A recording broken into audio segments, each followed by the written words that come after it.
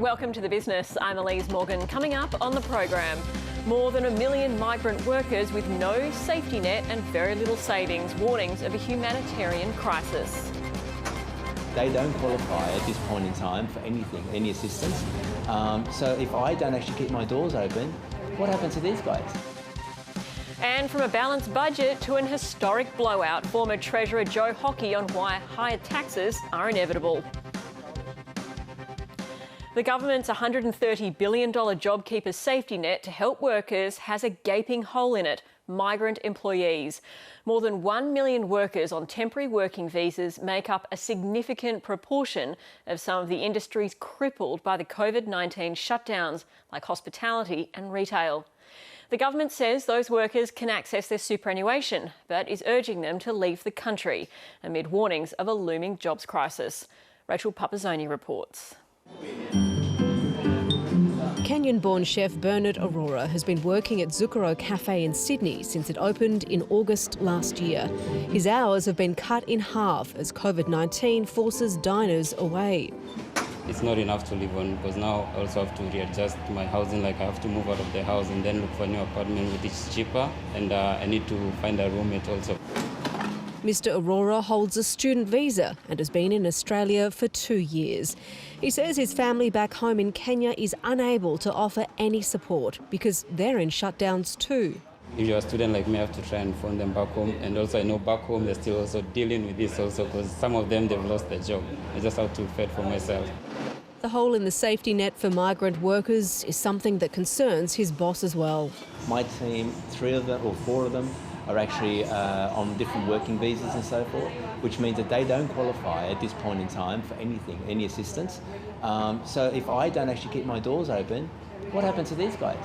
Valerio Domenici just hopes he'll get enough government support to keep his cafe operating. The impact for migrant workers is already being felt. A recent survey by Unions New South Wales found that half of migrant workers have lost their job, while a fifth have had their hours reduced. Indian national Sai Sakamuri has had her shifts slashed. In Australia, on a student visa, she now has just 10 hours of work a week at this Port Melbourne service station. I'm not earning much money to live in because it's not enough for my rent. She's not alone. Almost half of migrant workers surveyed in New South Wales are now skipping meals because they can't afford to buy food, while a quarter can't afford to pay their rent and are concerned they'll be evicted. The government's message to the 1.2 million temporary visa workers is blunt: if they've lost their job or are working fewer hours. If you cannot support yourself over the next 6 months, then you should consider leaving the country. The government is allowing migrants on temporary working visas to access up to $10,000 of their superannuation. It's highly unlikely to be satisfactory for people who haven't been here very long. Professor Peter Whiteford is one of 40 academics who are urging the government to offer more support for migrant workers.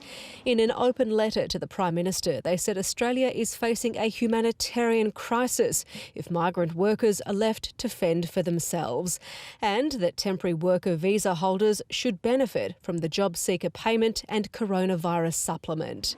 Workers like Sai Sakamuri, who can't go home because India has locked its borders, are appealing to the government. We are equal to all others. We are paying taxes and superannuation as Australian citizens. So we have to be helpful within each other.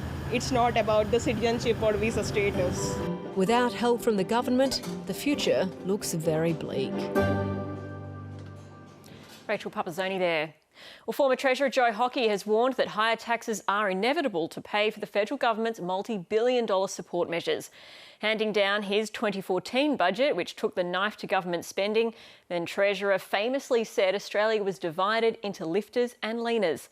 7 years later, it's the whole country in need of a lift as the coalition unleashes the biggest spending programs on record, which will put Australia's AAA rating at risk, according to ratings agency Standard & Poor's.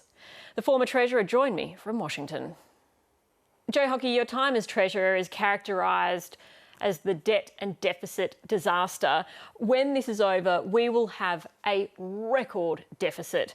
Will it be a budget emergency or does it no longer matter?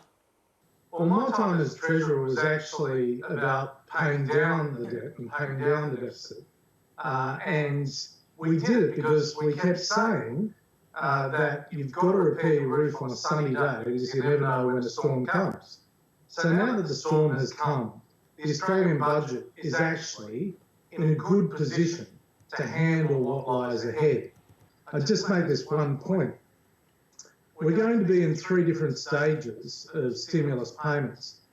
The first stimulus payment is going to be about stabilising the economy. The second stimulus payment is going to be about getting the consumer back spending. And then the third stimulus payment will be about trying to build growth again, and that will inevitably focus on infrastructure.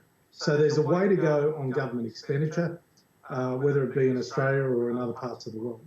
And are we in the position where it's hang the expense, we'll deal with it later? Well, I think it has to be, because if there is no later, you will never be able to pay off the debt. I think Australia has got it right with a wage subsidy. The UK has done the same, New Zealand, a few other countries. How difficult do you think it's going to be for the federal government to unwind these extraordinary support packages? Well, I know that winding back those benefits is very hard. It's quite unpopular, I know.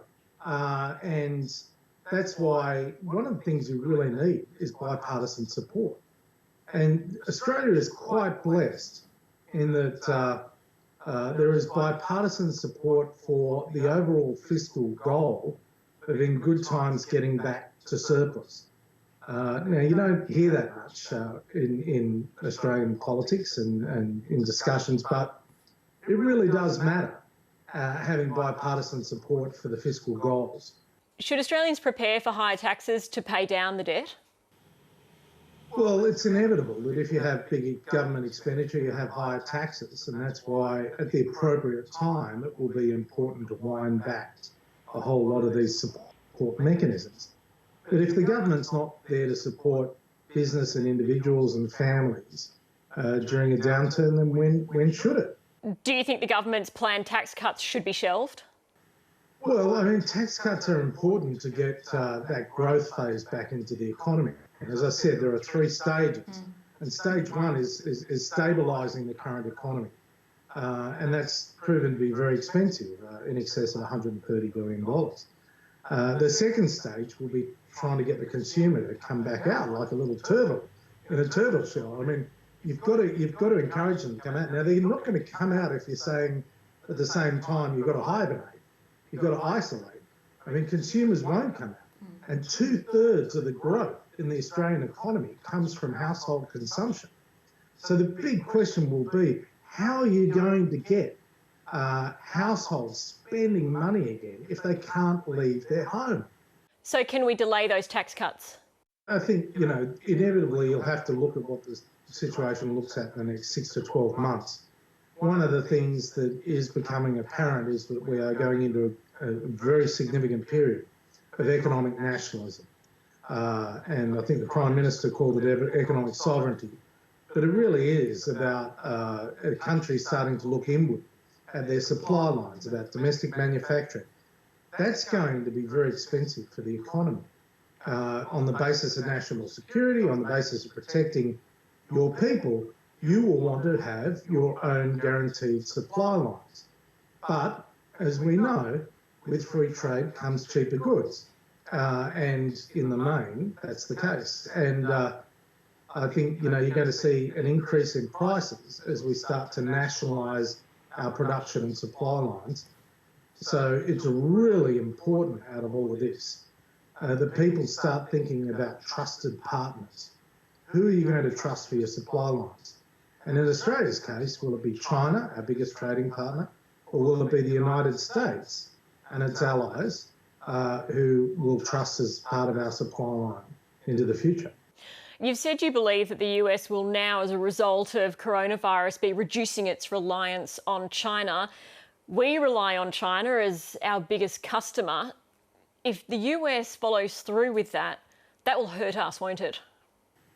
Well, it certainly does have, it can. Yes, it can. hurt Australia, and significantly, because the United States is by far the biggest investor in Australia. And if they redirect investment for domestic purposes rather than investing in Australia, it's going to have a huge impact on us. So we've got to prepare for that. We've got to be there as part of the narrative. In the supply of defence goods, when I was ambassador, we convinced John McCain to get us into the US military supply chain. And only Britain, Canada and Australia are in that supply chain for the US military.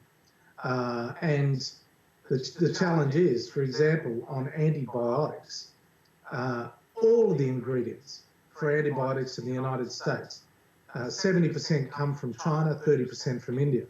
So the irony is, a US soldier is forced to wear a uniform made in the United States, but if the soldier is injured and given an antibiotic, it comes from China.